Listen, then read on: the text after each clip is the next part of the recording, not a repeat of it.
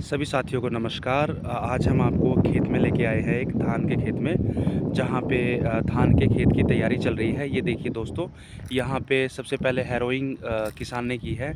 तो हैरोइंग करने का जो सबसे बड़ा कारण होता है वो आपको पता ही होगा कि जो हमारे पिछली फसल के जो फाने होते हैं वो फाने ज़मीन के नीचे चले जाते हैं।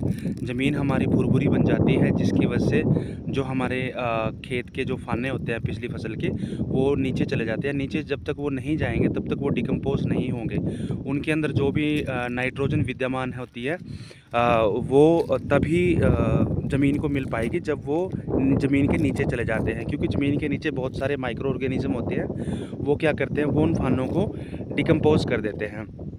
तो साथियों, दूसरा रीज़न जो हैरोइंग करने का होता है वो होता है कि हैरोइंग करने से जो हमारे खरपतवार होते हैं ज़मीन में, वो सारे खरपतवार और उन खरपतवारों के जो बीज होते हैं वो ज़मीन के नीचे चले जाते हैं। तो फिर वो दूसरी जो हमारी धान की फसल आती है उसमें नुकसान कम कर पाते हैं। तो ये था हमारा पहला स्टेप। अब दूसरों दोस्तों हम आपको दिखाते हैं कि कैसे इन्होंने धान की नर्सरी तैयार की है। ये देखें दोस्तों, इन्होंने यहाँ पे 1509 की नर्सरी तैयार की है। ये है पूसा बासमती 1509, इसकी नर्सरी इन्होंने तैयार की है। और किसान के अनुसार इस खेत में इन्होंने थोड़ी सी कीटनाशी डाली है, दीमकनाशी डाली है, और इन्होंने जिंक चिलेटेड का एक छोटा सा स्प्रे किया है ताकि जो नर्सरी है उसके अंदर पीलापन ना आ सके। अब ये देखिए दोस्तों, नर्सरी उखाड़ने का काम साथ के साथ किया जा रहा है दूसरे खेत में। एक खेत में हैरोइंग थी, दूसरे खेत में नर्सरी उखाड़ने का काम किया जा रहा है। तो हमारे किसान भाई जो हैं यहाँ पे देखिए नर्सरी उखाड़ रहे हैं, प्योद उखाड़ रहे हैं, और इस प्योद को ये दूसरे खेत में ट्रांसप्लांट करेंगे, रोपाई के लिए ले जाएंगे। अब हम आपको एक खेत में लेके जाते हैं, साथ वाले खेत में, जहाँ पे रोपाई का काम भी साथ साथ चल रहा है। तो ये देखिए दोस्तों, ये किसान हैं, इनके पास काफ़ी सारी ज़मीन है। तो इन्होंने सारे काम एक साथ स्टार्ट किए हैं, अपने समय की बचत भी कर रहे हैं ये, और टेक्निकल तरीके से खेती कर रहे हैं। ये देखिए दोस्तों, अब हम आ गए हैं धान की रोपाई के खेत में। तो साथ में ही एक दूसरा खेत है जहाँ पे धान की रोपाई चल रही है। ये देखें दोस्तों, ये रोपाई हो रही है धान के खेत में। ये वहाँ से दोस्तों, वहाँ से धान की नर्सरी लेके आए, प्योद लेके आए, और यहाँ खेत में आके ये रोपाई कर रहे हैं।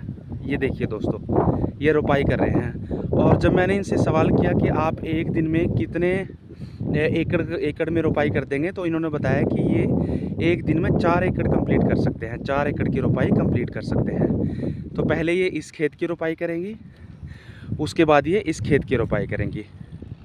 ये देखिए दोस्तों, ये एक साथ काफ़ी बड़े स्केल पर रोपाई होगी 1509 की। तो ये देखिए दोस्तों, ये सारा खेत इन्हीं का है, और ये सारे इसी खेत में धान की रोपाई करेंगे।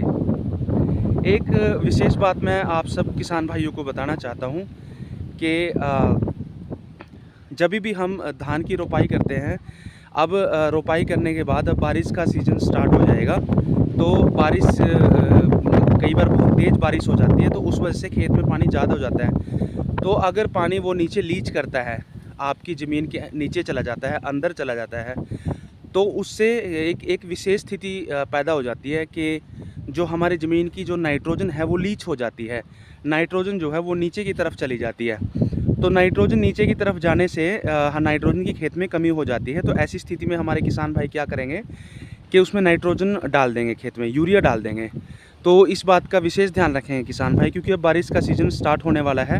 तो ये बात मैं किसान भाइयों तक बताना चाहता था। और ये देखिए, हमारी माताएं रोपाई कर रही हैं खेत की। तो उम्मीद करता हूँ कि ये धान के खेत की तैयारी से लेके, हैरोइंग से लेके, और ये रोपाई तक का काम आप लोगों ने देखा होगा। और आशा करता हूँ आपको ये वीडियो अच्छी लगी होगी। धन्यवाद।